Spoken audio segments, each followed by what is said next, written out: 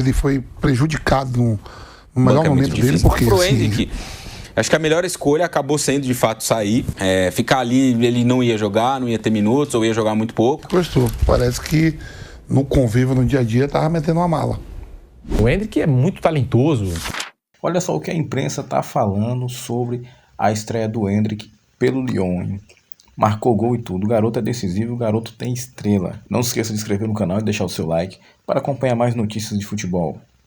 Bora pro vídeo. O Endrick já na estreia dele brilhou com a camisa do Lyon, marcou gol, 3 finalizações. Eu estava acompanhando aqui um pouco das estatísticas do jogo, teve bola na trave, enfim, o Endrick foi muito bem na estreia dele pelo Lyon. Contra o Lille, eu sei que é Copa da França, gente, mas no campeonato, um time é o quarto, o outro é o quinto colocado. O Lille é o quarto colocado, o Lyon é o quinto, diferença de 2, 3 pontos na tabela de classificação. E são 2 times tradicionais da França, né, que tem ali uma rivalidade e tal. Então o Endrick começou muito bem a trajetória dele pelo Lyon. Mostra, Vamp, que tomou a decisão correta para a carreira dele? Ele mesmo fala que começou com o Ancelotti, né? O Ancelotti falou com ele, você precisa jogar, né? Eu acho até que o Endrick, ele foi prejudicado no melhor momento dele, porque, assim, na seleção, né? O Dorival assume a seleção, e a seleção brasileira vai à Europa enfrentar a Inglaterra em Wembley, e 4 dias depois enfrentar a seleção espanhola, a campeã europeia, em Madrid. O Endrick faz gol nesses 2 jogos.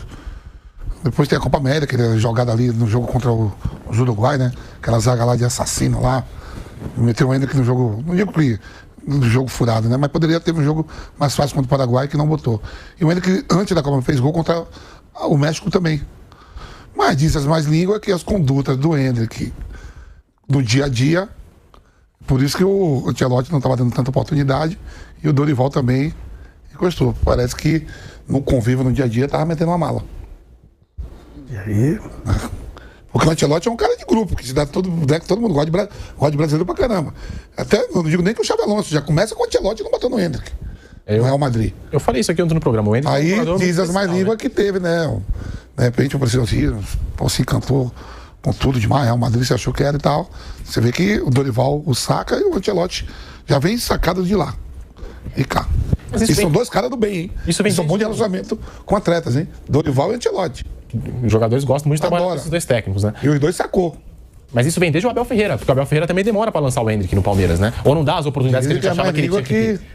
Agora recua, dá 3 passos para trás, primeiro como ser humano. Voltamos à rádio. E aí, falando do Endrick, né? O Vampeta tá falando aqui desse bastidor. E eu tava comentando até no bate-pronto de ontem. O Endrick é muito talentoso, poder de decisão, pela idade que ele tem. Todas as estreias dele pegou, né? Todas as estreias profissionais. Chega a ser inexplicável como que ele perdeu espaço na seleção brasileira, como disse o Vampeta, marcando gols contra Espanha e Inglaterra, em Santiago Bernabéu e Wembley, que o Dorival chegou, pegou aquela pedreira. E México.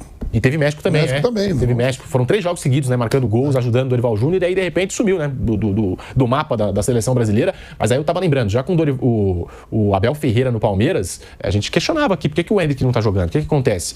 Tanto que o Abel, ele tem mais facilidade em lançar o Estevão do que o Endrick. Aí, Dorival, na seleção que a gente já citou aqui, ajudou o Dorival, marcando gols importantíssimos, sumiu do mapa da seleção brasileira, né? Chega a ser inexplicável como isso aconteceu.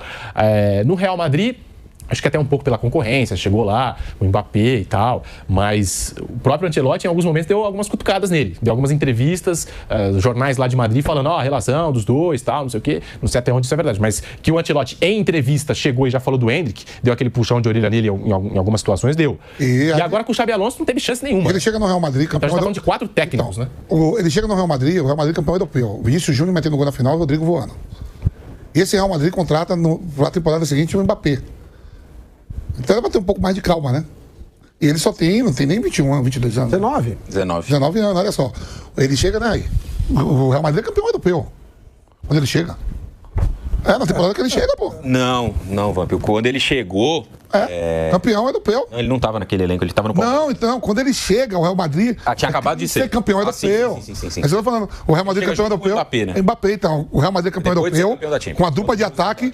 A dupla de ataque Vinícius, Rodrigo e Bellingham chegando por trás. É isso, perfeito. E aí ele chega no time campeão europeu, como o Mbappé chega também no time campeão europeu. Mas o Mbappé é o maior jogador do mundo, né? É outro peso. Então é um pouco mais de calma. Com 2 brasileiros. Não é nenhum 2 estrangeiros, é 2 brasileiros no ataque campeão. Pra mim, assim, em relação ao Endrick no Real Madrid, a dificuldade pra ele é ter o Mbappé como concorrência. Basicamente é isso. Ele tem aquele que potencialmente é o melhor jogador do mundo hoje. Não, Dembélé? Dembélé você tá na cabeça. É bom que eles são amigos da mesma quebrada, da mesma comunidade lá de Paris. Dembélé é aquele que é de fato. O Mbappé potencialmente é o melhor jogador do mundo. E aí, cara, você colocar um cara desse no banco é muito difícil. Então, pro Endrick, acho que a melhor escolha acabou sendo de fato sair. Ficar ali, ele não ia jogar, não ia ter minutos, ou ia jogar muito pouco. E no Lyon ele vai ter a possibilidade de jogar. Um time que tem vários jogadores jovens, se desenvolver. E entrar nessa corrida aí, cara, por uma vaga na Copa do Mundo. Tem uma posição aberta do ataque ali. Centroavante tem vagas, no plural, abertas ali na frente. E ele pode se colocar. Ele disse na apresentação que falou com o Ancelotti sobre isso, né? Ligou pro Ancelotti antes de fechar o negócio e tal. Meio que o Ancelotti deu um aval ali pra ele, vai, que eu vou observar. Com isso você vai poder ganhar minutos. E ele tá pensando na Copa. Então, esses caras, né, alguns, melhor dizendo, estão pensando nisso também, buscando uma transferência pra jogar, porque daqui 6 meses tem Copa do Mundo. E quem não estiver jogando acaba ficando pra trás. Tem assim, pô, mas ainda que se não for pra essa Copa do Mundo agora, não é demais, busca outra. Aí você falou, mas Pelé foi Pelé, pô. Ele tem condições de ir, pô. Os caras comparam com Pelé, né? Ô, Flávio, eu fui jogar um jogo, eu tava jogando essa eliminatória, Brasil e Argentina em Buenos Aires, fui lá pegar a Argentina, esse jogo foi 2-1. Aí estamos sentados na mesa, eu, Mauro Silva, Leonardo, Rivaldo e Djalminha. Aí Djalminha olhava pro Rivaldo e falava assim, eu sei que eu jogo mais que você. Eu sou mais elegante jogando do que você, mas você faz gol. Por exemplo, o Leonardo é mais bonito do que a gente tudo. A gente sabe que ele também joga. Então tem isso. Assim, Maradona... Se eu não for pra essa Copa agora, pô, tem o Rodrigo, tem o Rafinha. Maradona com 17 anos, 17 para 18, foi pra Copa de 78. Falcão, né? O Maradona. Não, o Falcão era pra ir também em 78, né? Mas aí ele já era mais velho. Eu digo por causa da idade. O Maradona tinha 17 para 18 anos. Ele faria em dezembro, em outubro. E ele tinha 17 anos, já era uma estrela e tal. E o Menotti não levou. Ele nunca se bicou. Não é o fim do mundo, pô. Não é o fim do mundo se ele não tiver nessa relação por aí. Segue a carreira. O que a gente sabe é que o Paulo Fonseca foi consultado antes dele ir pra lá. Você vai usar o cara? Ele não é obrigado a escalar, mas tenta. Não, eu preciso de um jogador assim. Então já uma coisa foi... Quando o Endrick chegou na apresentação dele, ele deu uma entrevista que eu gostei muito. Ele estava muito centrado, sabe? Claro que a gente sabe que o cara é ensaiado e tal, mas ele me pareceu muito centrado. Quando perguntaram do Real Madrid, ele respondeu no tempo que ele teve para ficar com a família, para repensar as coisas, para fazer, sabe, para se adaptar mais à vida na Europa. Eu achei uma coisa muito legal para um moleque, porque ele tem 19 anos. Eu com 19 anos, nossa senhora, né? Imagina.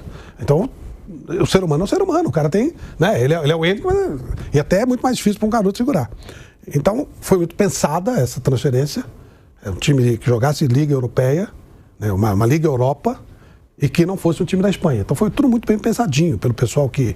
Eu conheço algumas pessoas que cuidam da carreira do Endrick, e foi tudo planejado, tudo certinho, escolher um time com esse perfil e tal. E ver a possibilidade do treinador de...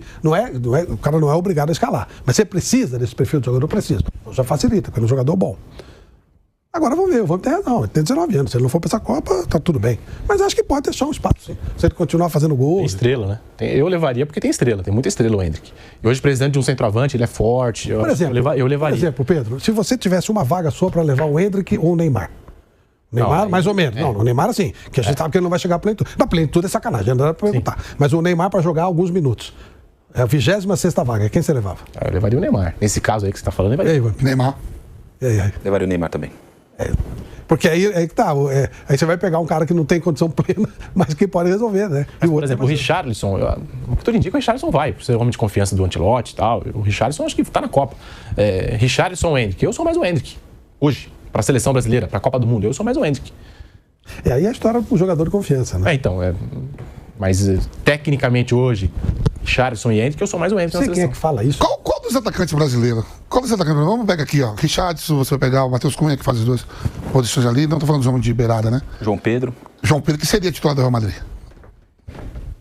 Todos seriam um banco, pô. Matheus Cunha não seria, nenhum deles. Todos seriam um banco. Mas tem uma coisa. Esse não é ele que tá no banco do Real Madrid. Cara, eu acho que hoje nenhum atacante do mundo seria titular no lugar do Mbappé. Para mim, o Real Madrid tem o melhor atacante que ele poderia ter. É uma pessoa que fala, eu não lembro quem é, mas não foi eu que falei isso, mas eu ouvi e gostei muito. A seleção de qualquer país, ela não é necessariamente a seleção dos melhores jogadores do país. Ela é a seleção dos homens de confiança do treinador. Certo? Ele vai levar os caras dele.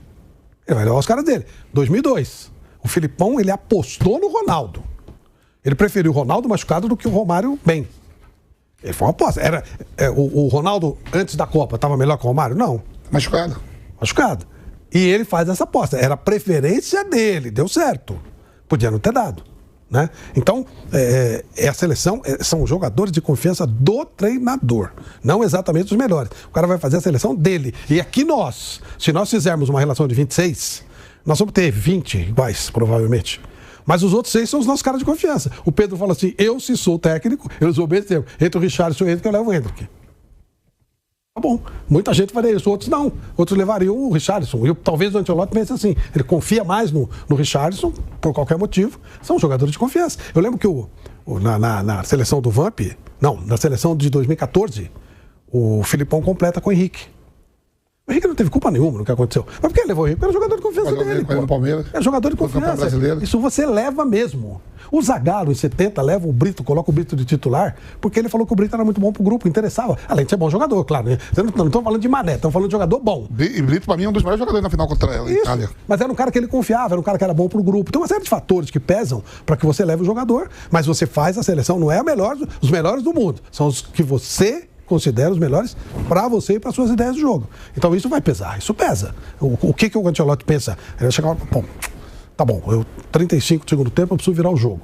Eu vou confiar mais no Richarlison, que método eu vou usar? Nesse método encaixa melhor o Hendrick ou o Rivaldo, perdão, o Richarlison ou o Neymar machucado, né? Com a meia boca. E aí que ele vai decidir. Teve uma entrevista essa semana também muito interessante do Lewandowski, né? Foi 2 vezes o melhor do mundo. E ele fala que chegava na seleção da Polônia, cobrava os caras pra caramba. Ele achando que tava no Bayern de Munique e do Barcelona. Ele falou, o nível do Bayern e do Barcelona... Muito superior. Muito superior à da seleção da Polônia, né?